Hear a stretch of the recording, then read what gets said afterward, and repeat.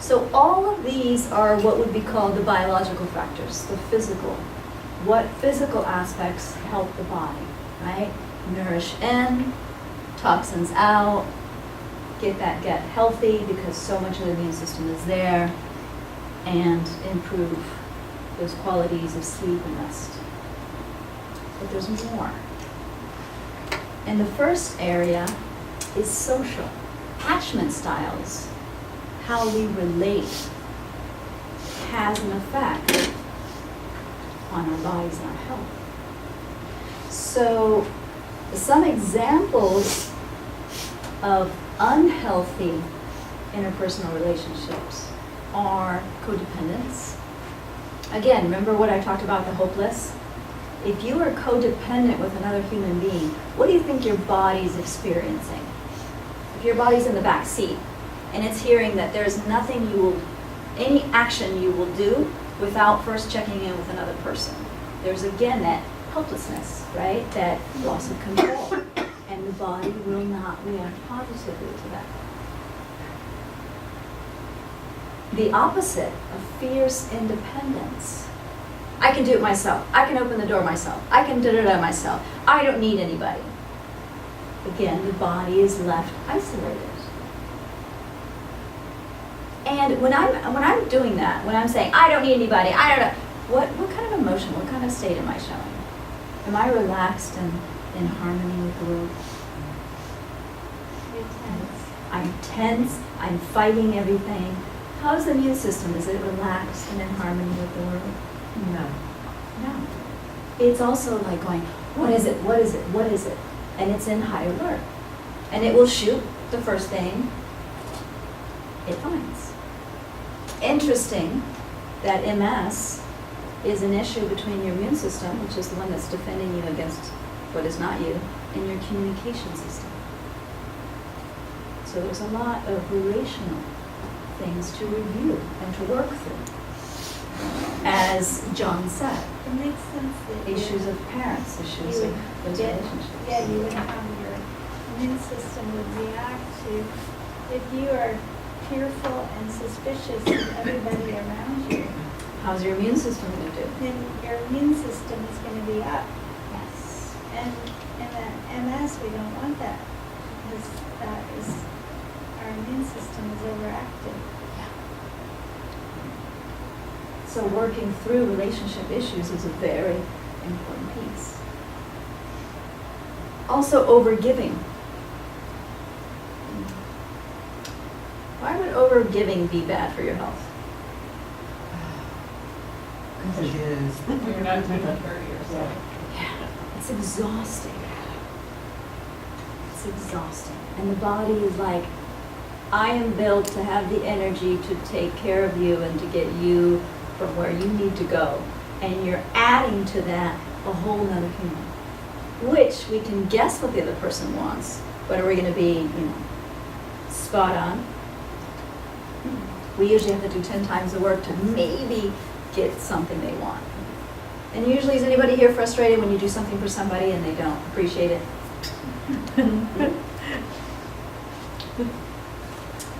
Being able to say no. Why would that be healthy? Boundaries. I was going to say, you're setting boundaries. Setting boundaries, and again, it's the energy leaks, right? Being responsible for others' happiness. Why would having that belief be detrimental to your health? I'd be overgiver, huh? Not making yourself happy. And you're not making yourself happy. Exactly. And is it easy to make someone else happy? No. Would it be easier just to make this one happy? Probably know this one a bit more, especially if you started listening, right?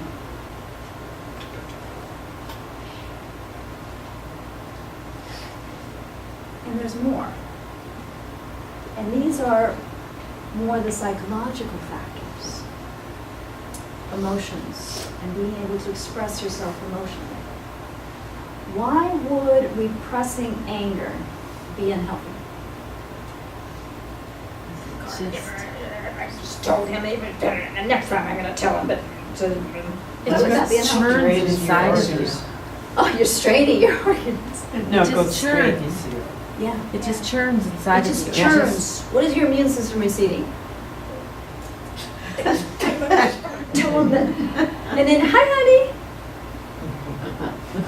Right? A, it's churning. B, there's a conflict. Your immune system's like, isn't he the enemy? But why are we saying hi, honey? What? But I'm confused. Unresolved grief. Quite a few of my clients, before the onset of MS or a major exacerbation, had a death in the family, something they didn't deal with well. And how did they deal with it? They went to work and pretended nothing had happened. I'm going to show everyone that I can deal with life. And their body is like, there's a lot of pain here that needs to be processed. Guilt. If you feel guilty, how does that feel in the body? Right? Shame. Regret. Now, a lot of books talk about self-love, and I'm just going to take that off. It's too fluffy, because I'm going to be very practical and say self-respect. If I am giving to my husband all the time, if I'm doing everything he wants to do and buying the stuff and I want to do, and I'm always like, no, I shouldn't have that. It's, I'm not going to spend money on that. I'm going to, is that being respectful for my needs, my wishes, my happiness? No.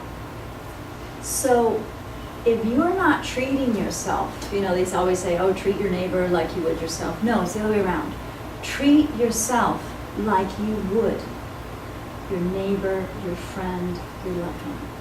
And if you're not giving yourself and pampering yourself as much as you do to your loved ones, you're not giving yourself enough self-respect. Again, think about your immune system. What are you telling your immune system? Who's important? You or the other person? Right? So how is being a workaholic not being respectful of self? How is dedicating yourself hours and hours to show and prove to others how great you are not being respectful of yourself? You can't relax or rest. You don't relax, you don't rest.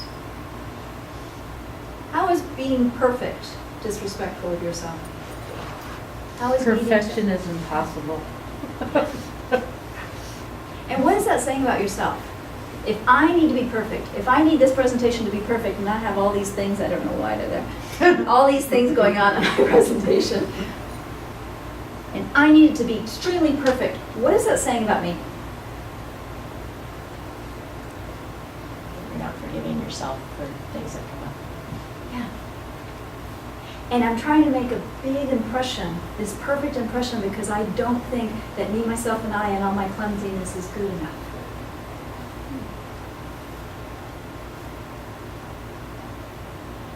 How is sacrificing not being self-respectful? That's another bumper sticker, right? You are not the sacrifice. And one other aspect. Be you. Again, who's your immune system defending? So if you're not being you, if you're not your quirky, strange, with your own moods and styles and tastes, and you're trying to be the perfect wife with the perfect purse and the perfect job, your immune system is like, where is she? Right? So be you, your authentic self. If you're in the mood for something quirky, do it. If you want to cry, do it. Be you. And have an ongoing relationship with you. Because this one is the one that you need to know better than that one over there. This one's the one you need to know what makes this one happy, what makes this one excited, what gets her up in the morning. Boy, we're really taught the opposite. We are. And that's why I say in a lot of these sessions that MS is a disease of first world countries. In Brazil, it's 0.001. In Brazil, I think maybe you mentioned this, if you're sacrificing and working super hard and just, they'll look at you and go, what are you doing? You've got at least another 7 lives to go to figure this out. Why are you trying to get it all done this time? Relax, have fun. Right? Have fun.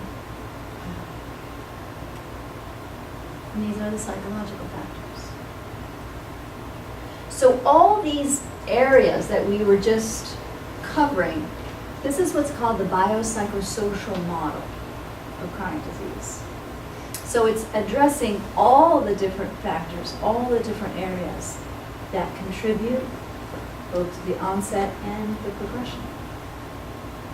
So when someone tells you, oh, there's this great, really strict diet, but all you have to do is that, do you think that's going to be everything you need to cover? Or someone tells you about this magic bullet. Or I had a client saying, oh, I heard this bee sting therapy, it's really going to be good. Will it cover all the aspects?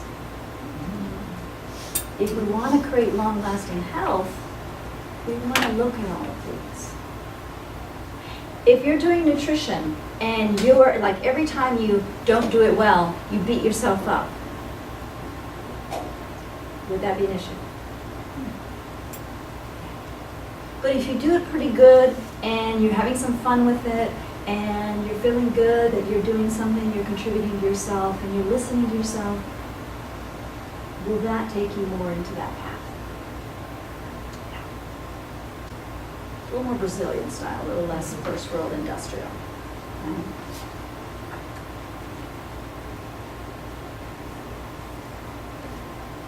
Thank you. I had a bunch of quotes, but it's not on this PowerPoint, so you'll have to listen to it.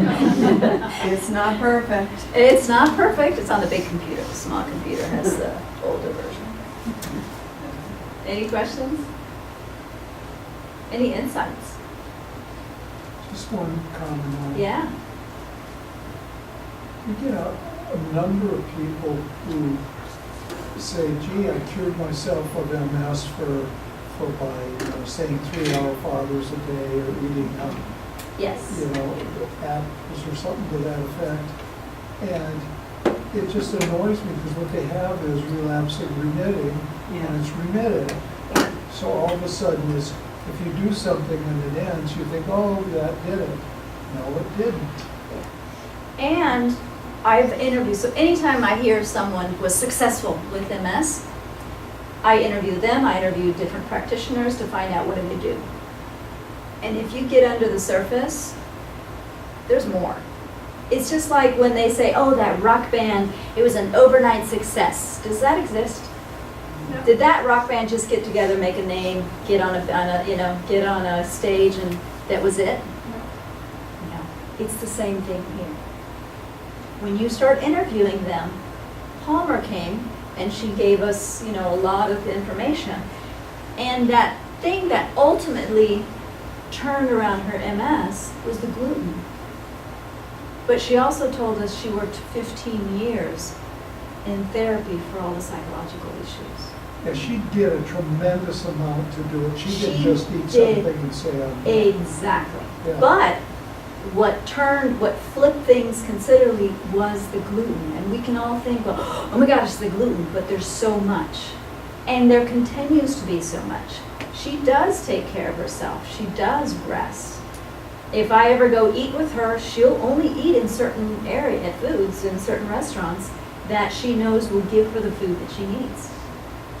I was just gonna say too, it's amazing it's been 2 years already, but with you and Palmer, 2 years ago also when I got back from Hawaii, I really thought I was kind of moving on with, healing myself and just learning what we were just talking about, where mental stress can then manifest itself into real physical problems, which, doesn't, at the time I was like, that doesn't make sense, it's just the magic of the island that cured me, but then hearing just the simple example of performers, singers, or speakers that'll go and throw up before they get on stage, that is a direct correlation of stress becoming a physical issue of, and so I mean, MS obviously much more complicated, but just like that little thing of like, wow, our mental health like really defines our physical health. And in all honesty, I mean, it's all one kind of, one being to begin with, but just those connecting the dots and, yeah, so thank you for that, because that's definitely helped me a ton. And this, so I really wanted to mark this, because the areas of the biological are these 4. But these other 4 are what would be called, stress, or, deal with this with meditation, or deal with this with breathing exercises, right? And I always say, yes, and work through it. Just like John is working through it, working with his dad relationship issues, work those issues. Because they're underneath, they're getting triggered. They're how you cope. They're how you deal with other people is how you dealt with your family members in the past. So if that had issues, it's gonna be there. And those are the areas to work through. And there's no hope. You can work on those.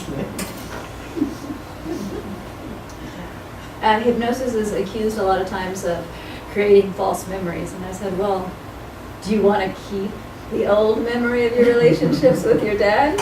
Or do you want to psychologically give an inner child an amazing super dad? You decide. I like false memories. And so does your immune system. Because you're giving it choice.